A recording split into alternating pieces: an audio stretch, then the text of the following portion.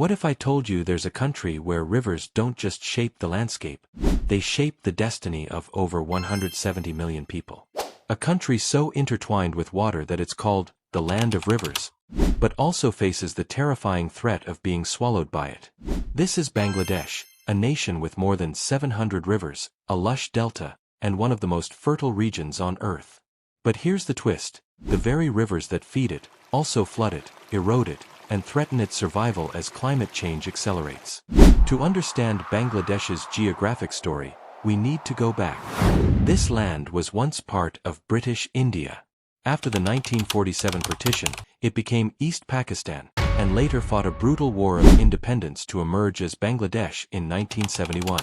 Its unique geography is dominated by the Ganges, Brahmaputra, and Meghna rivers. These rivers don't just cross the country, they create it, depositing rich alluvial soil that makes Bangladesh a farming powerhouse.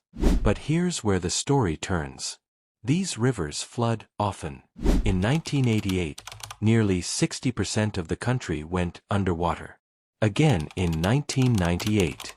Then in 2007. Millions displaced. Crops lost. Disease outbreaks. So what's the core issue? It's a paradox. Rivers bring life, but also destruction. And climate change is dialing everything up. Rising sea levels could displace over 20 million people by 2050. Saltwater is creeping inland, ruining freshwater, farmland, and homes.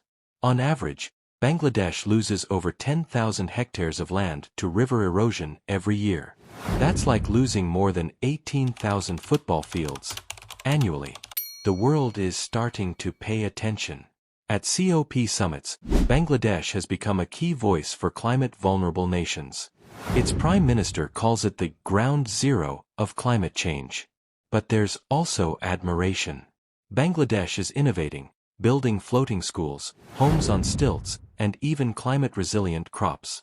Is there a solution? Not a simple one. Bangladesh can't fight rising seas alone. It needs global action, emissions cuts, climate finance, and bold adaptation strategies. If the world doesn't act, tens of millions could become climate refugees.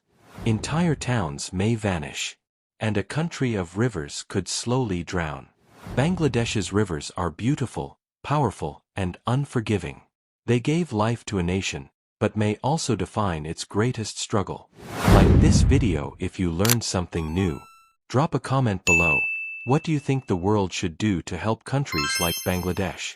And don't forget to subscribe for more deep dives into the world's most pressing geopolitical and environmental stories.